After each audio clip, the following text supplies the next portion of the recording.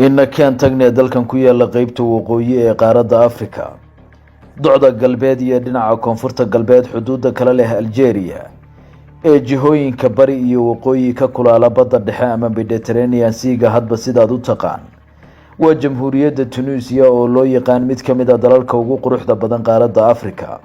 Tunisia waxay bishii Maarch ee 1956 xorriyadeeda ka heshay gumaystihii Faransiiska.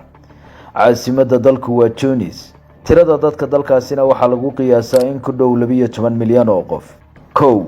waxbaridda carruurtu waa khasab dalkan inta u dhaxaysa da'da 6 ilaa 16 jir. ahmiyad sare ayaa la siiyay waxbarashada dalkan iyadoo muddo dheer dadaal xoogan la geliyay si jahliga loogala dagaalamo Tunisiyaanka. luqadda carabiga ayaa dalkan wax looga bartaa. dadaalka waxbarashada la geliyana waxa uu sahlay in 90% dadka reer Tunisia ay wax qori karaan, midaasi oo ka dhigaysa Tunisia mid ka mid ah wadamada safka hore uga jira kuwa dadkoodu ay wax qori karaan. waa khasab waxbarashada carruurtu inta ay ka gaarayaan da'da 16 sano, halka ilaa dugsiga dhexena waxbarashadu ay bilaash tahay. midaasi waxay u sahashay dalkan inuu kaalinta 17aad ka galo wadamada waxbarashadoodu tayada fiican tahay. tiro badan oo filimaanta Hollywoodka ah ayaa Tunisia lagu duubay.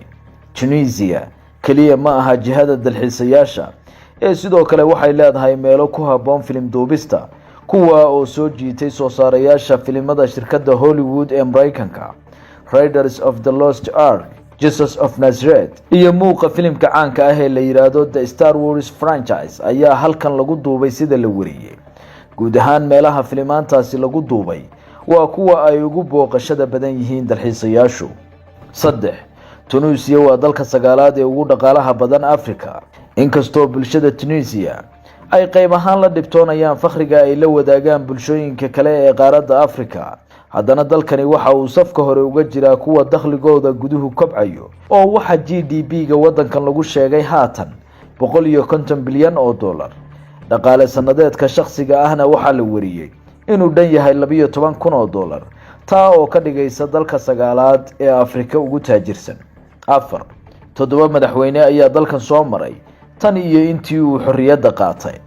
laga soo bilaabo 1956 oo dalkani sidaan hore u sheegnay madax banaanidiisa ka helay Faransiiska, waxaa soo maray 7 madaxweyne oo uu ugu horeeyay Habib Bourguiba ka oo bilowgii ra'iisul wasaare ahaa balse dalkaasi madaxweyne ka noqday kadib hal sano xorriyaddii dalkaas, halka uu ugu dambeeyo kan haatan qalalaasaha wadankaasi ka riday ee Qays Saciid lagu magacaabo. Tunisia waa dalka 8aad ee ugu ciidanka xoogan Afrika. Tunisia waxa ay leedahay ciidamo kala duwan oo xoogan, kuwa oo u qaybsama ciidamada khaaska ah ee la dagaalanka argagixisada, militariga iyo booliiska. waxaana ciidamada dalkani ay ka qayb galeen nabad soo celinta qaybo ka mid ah dalalka Afrika sida joojintii dagaalkii sokeeye ee Rwanda iyo kala dhexgelidii dagaaladii u dhaxeeyay maleeshiyooyinkii Liibiya oo iyana ay ka qayb qaateen intii lagu guda jiray colaadii dalkaas ee 2011. ku dhawaad 1,000 gaadiidka dagaalka ah, 350 taangi, 140 diyaarado dagaal ah iyo ciidamada dagaalka gali kara oo lagu qiyaaso in ka badan 5 milyan oo qof ayaa ka dhigaysa mid ka mid ah dalalka ugu ciidamada xoogan qaaradda. Tunisia waxa ay leedahay ilaa 7 goobood oo ku jira liiska hay'adda UNESCO ee goobaha taariikhiga ah. waa mid ka mid ah dalal kale goobaha ugu badan ee taariikhiga ah kuwa oo ku jira liiska hay'adda UNESCO.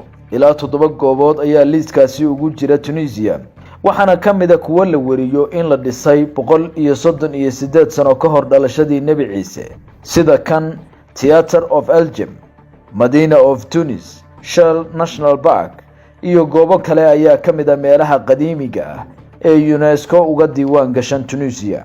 7 diimaha ay haystaan dadka reer Tunisia. 90% dadka Tunisia waa Muslim, halka sida la wariyo ay 10% dadka dalkani ay haystaan caqiidooyinka Kirishtaantiga iyo Judaismka. luqadda koowaad ee wadanku waa Carabi, waxaase sidoo kale dalkan looga hadlaa Faransiiska iyo Berber. 8 Tunisia waxaa ku taal mid ka mid ah magaalooyinka ugu muhiimsan taariikhda Islaamka. magaaladan oo la yiraahdo Karawan ama Qarawaan waxa ay ku suntan tahay taariikhda fog ee Islaamka, waxaana halkaas ku yaal masaajidka Karawan oo ka mid ah goobaha taariikhiga ah ee ku jira liiska UNESCO. taariikhda fog ee magaaladani waxa ay soo bilaabanaysaa sanadkii 670-aadkii.